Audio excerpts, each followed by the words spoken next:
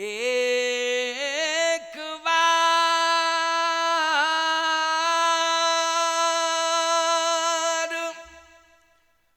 चुन कुसुम सुहाए,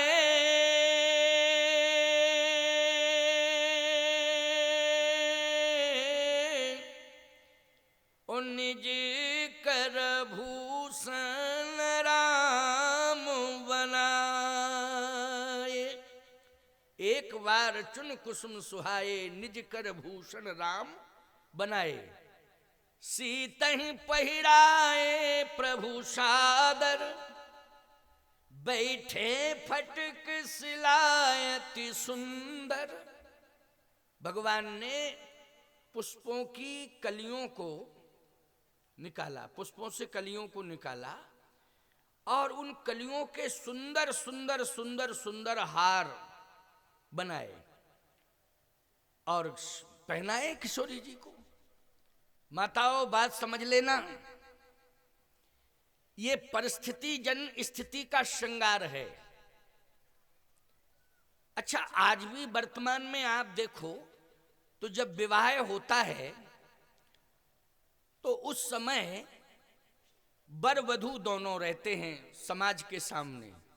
एक समाज के सामने स्वरूप वर वधू का आता है जब जयमाल वगैरह का क्या बोलते हैं, जयमाला कार्यक्रम बोलते हैं क्या, हाँ, तो जयमाल कार्यक्रम का अभी तक बिरला जी के यहाँ, डालमिया जी के यहाँ, पदमपत सिंघानिया के यहाँ, धीरू भाई अम्बानिया के यहाँ, जितने भी हैं उन सबके यहाँ जो भी मैरिज शादियां हुई हैं, ईमानदारी से बताओ, सोने के हार पहनाए वर वधू ने कि फूलों के ही पहनाए? बोलो, जल्दी बोलो। मंडप के नीचे चाहे कई 100 ग्राम सोना अर्पित समर्पित किया गया हो, बोलो भाई, लेकिन मंच पर समाज के सामने फूलों का ही हार पहनाया है? पहनाया है। सबने कहा पहनाया है। भाई, अपनी अपनी परिस्थिति के अनुसार तो सबको पता है कि पहनाया है, लेकिन हम लोग कभी कभी उन लोगों के यहाँ पहुँचते हैं शादियों आदियों में तो देखने को मिल जाता है। समझ गए हो कि नहीं कि हाँ, फूलों के ही हार। इसका मतलब ये है कि फूलों की कीमत साधारण नहीं है। समझ रहे हो कि नहीं? ये पुष्प है। मैं तो ये मानता हूं माताओं, सोने से ज्यादा महत्व इसको दिया करो। ये सुमन है, इसका अर्थ क्या है? सुमन, सुमानी सुंदर और मन मानी अंतःकरण। सुमन का एक अर्थ है, सुमन मानी फूल और फूल मानी सुमन, और सुमन मानी होता है सुमानी सुंदर और मन मानी अंतःकरण। सीधी सी बात, जहां पर सुमन आ जाए, अगर वधू वर को माला पहनाती है, वर वधू को माला पहनाता है और सुमन की माला पहनाते हैं, तो इसका मतलब है कि सुमानी सुंदर और मन मानी अंतःकरण। सीधी सी बात, हम दोनों का अंतःकरण एक दूसरे के लिए सुमन के समान सुगंधित है, पवित्र है। इस तरह से सुमन के बहुत सारे अर्थ हैं। और सुन लीजिए हमारी बात को, अगर घर में परिस्थिति अनुकूल है तो पति पत्नी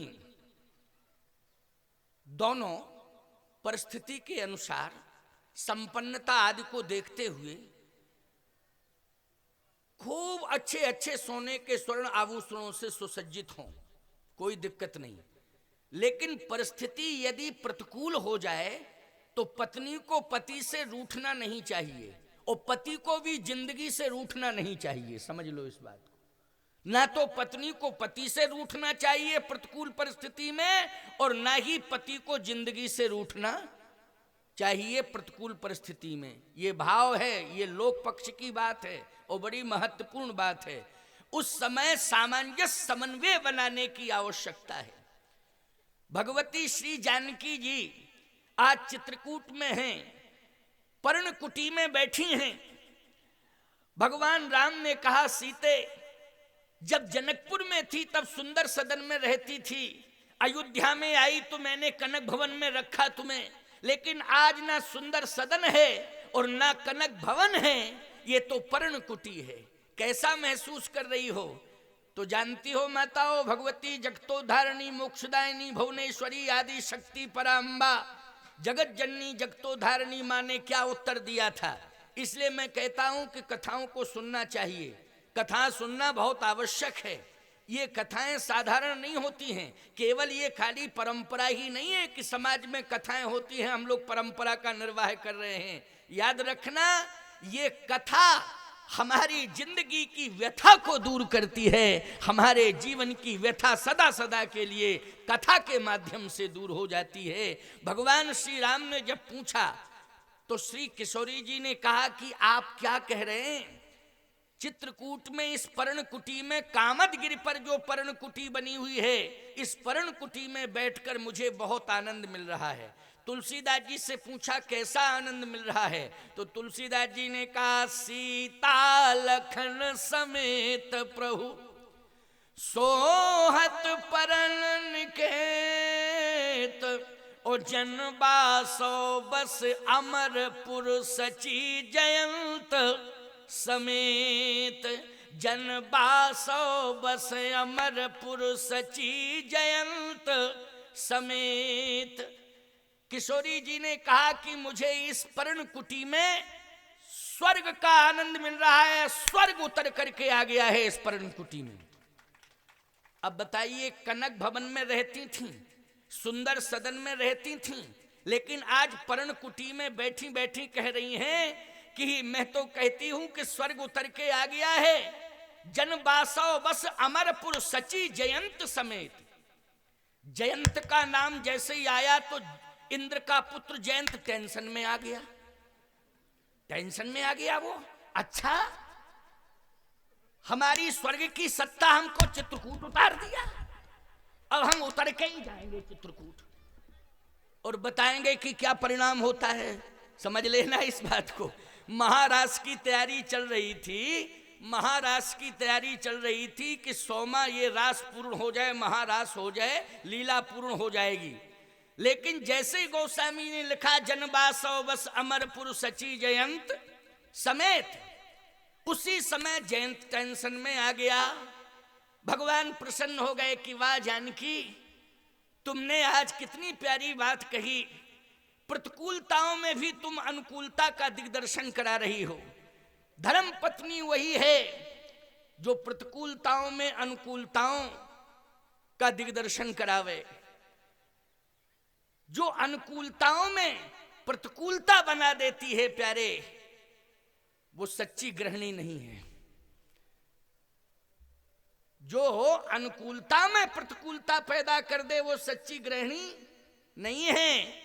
जो प्रतिकूलता में अनुकूलता का साम्राज्य स्थापित कर दे, सच्ची गृहिणी वही है, सच्ची गृहिणी वही है जो प्रतिकूलता में अनुकूलता का साम्राज्य स्थापित कर दे। भगवती सीता ने यही तो किया। प्रसन्न है भगवान राम, कहने लगे चलो मंदाकिनी स्नान कर लें।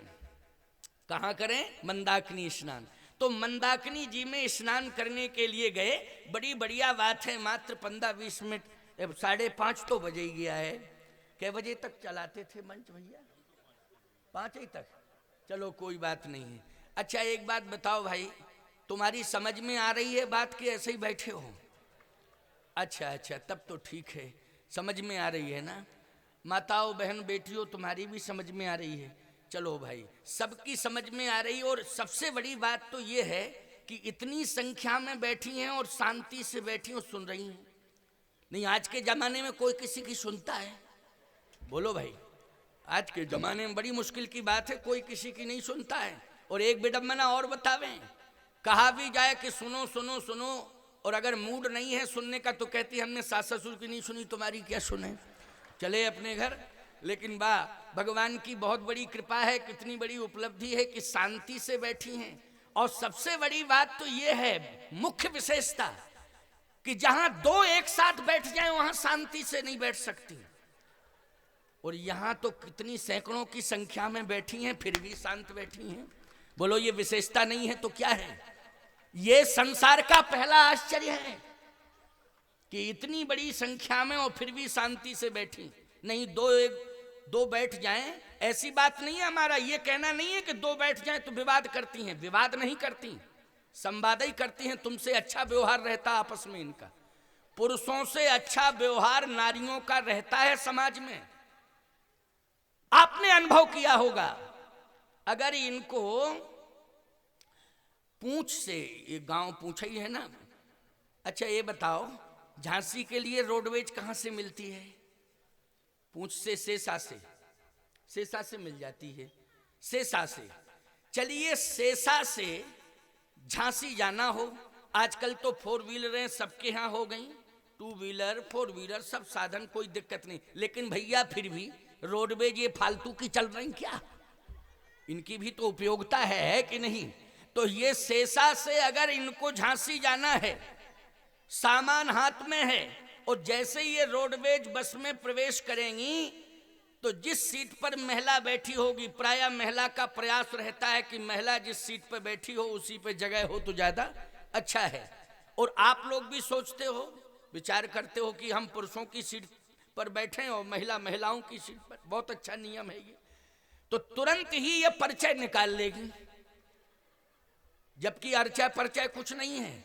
अरे वो उरई से बैठ के आई, वो डकोर की है, और ये है पहाड़ गांव काशीपुरा की। क्यों भाई, यही गांव है ना काशीपुरा? गलत तो नहीं कह रहा हूं? क्या मैं पटवारी हूं कि सरपंच हूं कि प्रधान हूं जो वोटर लिस्ट जानता हूं गांव के नाम? लेकिन सही बात यही है कि इनका परिचय तुरंत निकल आता है। ये सामान बाद में रखेंगी सीट के नीचे, पहले तुरंत पूछेंगी और बहन ठीक हो, तो कहेगी आओ बहन बैठो बैठो बैठो, और तुरंत बैठा लेगी। और जैसे ही बिठा लेगी तो याद रखना सबसे पहला प्रश्न होगा, और ठीक है कहे हाँ, क्या करते हैं वो? देखो क्या करते हैं, कहे बहन शिक्षक हैं, मास्टर हैं, पढ़ाते हैं। अच्छा अच्छा अच्छा, बहुत अच्छी बात है। बच्चे? कहे बच्चे 2 हैं। क्या करते हैं बच्चे? कहा अभी अभी एक डॉक्टर हुआ और एक मास्टर होने वाला है। अच्छा, डॉक्टर और मास्टर, वाह बहुत अच्छा। तुम्हारे क्या करते हैं? हमारे तो शराब के ठेकेदार हैं। क्यों भाई, बिजनेस करते हैं, धंधा करते हैं, बिजनेस। अच्छा अच्छा, बच्चे तो 4 हैं। अच्छा अच्छा, 4 बच्चे, हमारे तो 2 ही हैं, लेकिन तेरे 4 हैं। 4 करते क्या हैं? बोले 2 सेंट्रल जेल में हैं और 2 फरार हैं। बोलो भाई क्या जिंदगी है? बोलो ये जिंदगी जी रहे हैं कि जिंदगी ढो रहे हैं? जल्दी बोलो। ये जिंदगी जीना नहीं है, ये जिंदगी ढोना है प्यारे। इसलिए मैं कहता हूं कि काम ऐसा करो, यदि तुम परिणय बंधन में बंध गए हो तो काम ऐसा अपने हाथों से करो कि जो काम राम से जुड़ जाए, आपकी संतान को सुंदर संस्कार मिल जाएं, ऐसा काम अपने हाथों से करिए।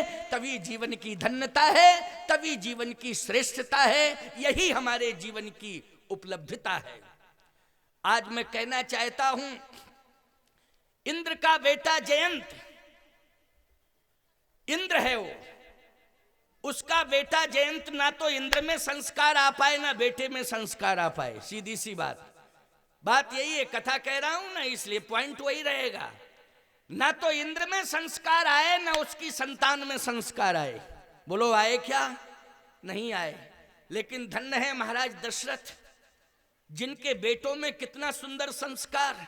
अगर राम जी अयोध्या छोड़ के चित्रकूट आ गए तो भरत ननिहाल से लौटे, गुरुदेव के कहने के बाद भी उन्होंने राज्य सत्ता को स्वीकार नहीं किया, ठुकरा दिया। मोह राज हट दई हो जबही, तो रसा रसा तल जई है तबही। एक ही आंख यही मन माही, प्रात काल चली हो प्रभु पाही। जहां मेरे प्रभु होंगे, जहां मेरे भैया होंगे, हम वहीं जाएंगे। ना मुझे राज से मतलब है, ना राज की संपत्ति से मतलब है, मुझे तो भगवान की भक्ति से मतलब है। इसलिए जहां मेरे राम होंगे हम वहीं जाएंगे। बोलो संपत्ति राज्य को ठुकरा के भरत चल दिए कि नहीं चल दिए? ये दशरथ के बेटे हैं, ये दशरथ की संतानें हैं। लेकिन देखा इंद्र की संतान, इंद्र की संतान को देखा, इसका नाम जयंत है। क्या है? जयंत है। गोस्वामी जी कहते स्वर्ग से उतर के आ गया चित्रकूट में। इधर महारास की तैयारी कर रहे थे भगवान। किसकी तैयारी कर रहे थे? महारास की तैयारी कर रहे थे भगवान। मंदाकिनी जी में स्नान किया।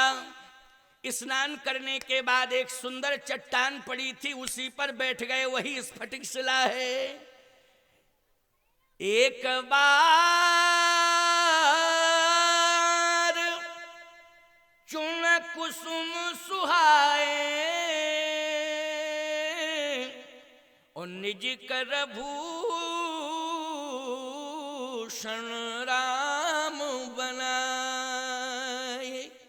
निज कर भूषण राम बनाए। भगवान ने सुंदर सुंदर पुष्पों को लिया हाथ में, उनकी कलियों को निकाल रहे हैं और सुंदर श्रृंगार कर रहे हैं, कलियों के आभूषण बना रहे हैं। पहना दिया। गोस्वामी जी कहते हैं बैठे फटक सिलायति सुंदर, सीत ही पहिराए प्रभु सादर। बैठे फटक सिलायति सुंदर। जैसे ही श्रृंगार हुआ ही था प्यारे, बैठे थे, इतने में जयंत आ गया। जैसे जयंत आया, उसने कौआ का वेश बनाया। अच्छा एक बात बताओ, पक्षी ही बनना था तो पक्षियों में सबसे अच्छा पक्षी होता है हंस। हंस पक्षी बनना था तो हंस होता है, सबसे अच्छा पक्षी हंस होता है। अच्छा चित्रकूट आया था और पक्षी ही बनना था तो हंस बन जाता, और यदि संस्कार अच्छे मिले होते तो परमहंस बन जाता। क्योंकि चित्रकूट में तो परमहंस आश्रम भी है, बोलो है कि नहीं? है ना, अनसुईया आश्रम को परमहंस आश्रम कहते हैं। तो परमहंस बन जाता। ना परमहंस बना ना हंस बना, कौआ बन गया। बोलो कैसे संस्कार मिले अपने बाप के द्वारा? सोचो जरा, अपने बाप के द्वारा कैसे। यही है धनपति, यही है धनपति।